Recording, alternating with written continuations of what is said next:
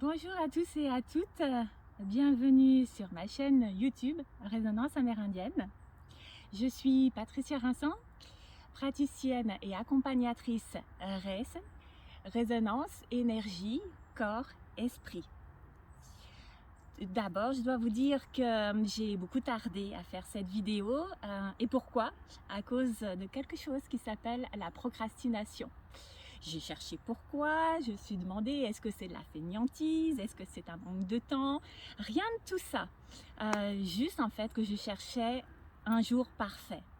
Et les énergies ne se sont pas mises ensemble pour créer le jour parfait, donc j'ai dû me rendre à l'évidence qu'il fallait choisir un jour et agir. Et donc le jour où j'agis, c'est ici, c'est aujourd'hui.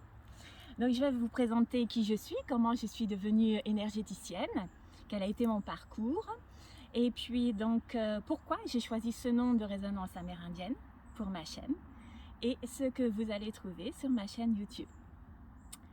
Donc pour commencer, qui je suis, comment j'en suis arrivée là.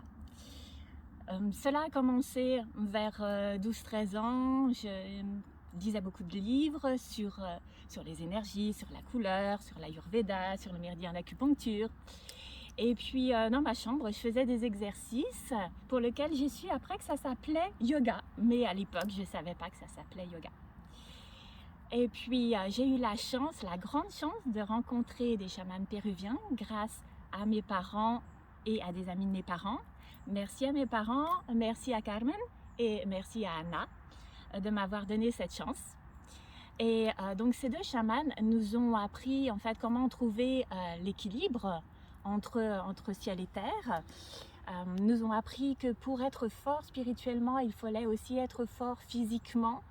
Donc par rapport à son immunité, bien sûr, par rapport à ses émotions.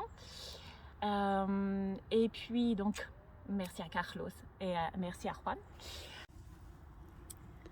Après cette rencontre avec les chamans péruviens, je suis arrivée à l'université. À l'université, j'ai choisi donc des études d'anglais et pour mémoire, les âges de la femme Sioux Lakota. Alors Sioux et Lakota, c'est en fait la même chose. Sioux est la contraction de Nadewa Sioux, qui veut dire ennemi ou serpent. Et ce sont les Ojibwa, des ennemis des Lakota, qui les nommaient ainsi. Et les âges de la femme, parce qu'il y a comme des rites de passage suivant les âges. Et puis après les études, il y a fallu quand même rentrer dans la vie active. Et ce qui n'a pas mis un terme en fait à mes recherches, à mes formations, cela a commencé même une grande période de 13 ans pendant laquelle je me suis formée. Donc au prime abord, ce dont j'avais vraiment besoin, c'est de m'ancrer. Parce que croyez-moi, quand régulièrement dans la vie on a l'impression d'être à quelques centimètres du sol et que les pieds ne touchent pas par terre, ça peut poser des problèmes. J'ai donc choisi Paris, 1er arrondissement, Mercy Kunming, de faire une formation en Qigong. J'étais déjà un petit peu plus posée. J'ai continué mes formations avec la chromothérapie. Chromo, ça vient du mot couleur, et thérapie par la couleur. J'ai rencontré d'abord un livre lors d'un salon bio à Vincennes, avec une énorme couverture orange et qui parlait donc de cours de chromothérapie. J'ai filé en Suisse faire mes cours de chromothérapie que j'ai poursuivi après en France auprès d'un médecin qui avait un centre de bien-être à côté d'Amiens et qui est actuellement donc en Vendée, qui nous a appris donc ce qui était les énergies, les enveloppes corporelles sensibles, c'est-à-dire en fait les enveloppes de l'aura, notre corps d'énergie, et qui nous a appris aussi à agir avec des petits plexis de couleurs sur lesquels il y a des ondes de forme et il y a des couleurs. Donc ça, je vous en parlerai un petit peu plus dans une autre vidéo, c'est pas le thème de la vidéo aujourd'hui. Suivie par les couleurs, donc j'étais bien là comme ça parce que j'avais pas à toucher le corps physique et ça m'arrangeait bien. Pour autant, je me suis rendu compte que tout le monde n'était pas réceptif à l'énergie des couleurs et au fait qu'il n'y ait pas une action manuelle, une action physique. J'ai voulu m'en rapprocher et c'est pour cela en fait que donc j'ai fait une formation en drainage lymphatique manuel qui s'appelle, c'est une technique particulière qui s'appelle donc la lymphoénergie, corps et visage.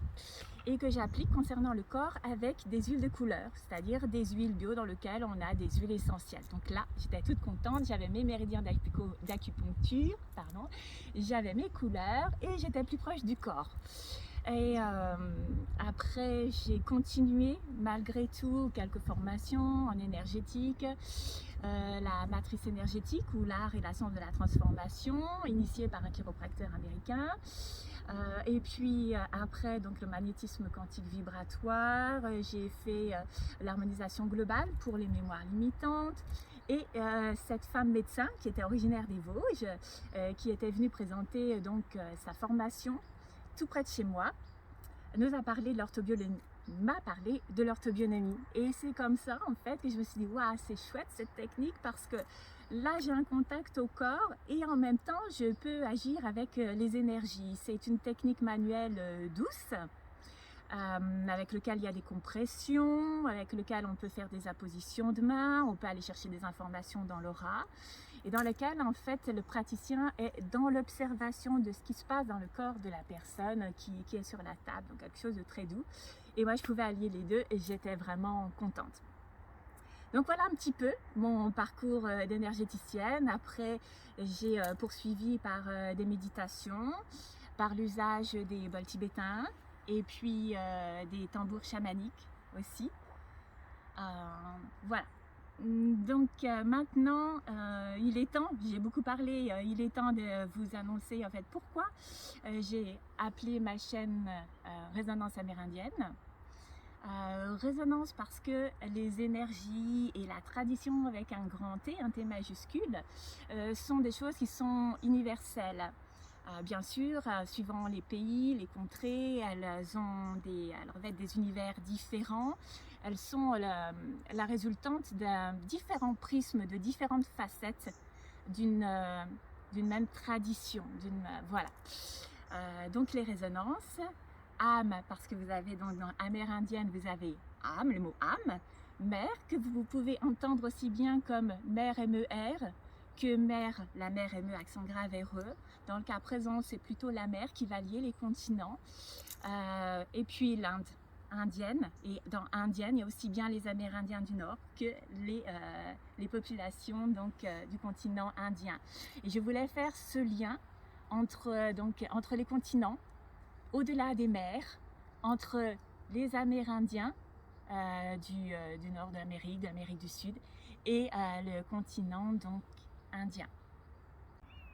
Alors, et donc, dernier volet de cette présentation, c'est que vous allez trouver sur ma chaîne YouTube donc des automassages pour le visage, pour le bien-être, des astuces pour la respiration, pour les méditations, et puis aussi donc un podcast qui va s'appeler donc Les ailes du phénix, et où vous allez pouvoir creuser un petit peu plus les informations. Je vais vous donner des informations sur des sujets passionnants comme les couleurs dans la vie de tous les jours, les différentes méditations, les différentes respirations, tout cela. Donc je vous dis à très bientôt sur les réseaux sociaux, sur Instagram, sur Facebook, sur ma chaîne YouTube. N'oubliez pas de faire des commentaires, cela m'aide à grandir aussi. Et puis de liker, de vous abonner. Je ne vous donne pas de date, mais promis, ça sera dans pas très longtemps. Je vous souhaite une très belle journée, prenez soin de vous et à très bientôt.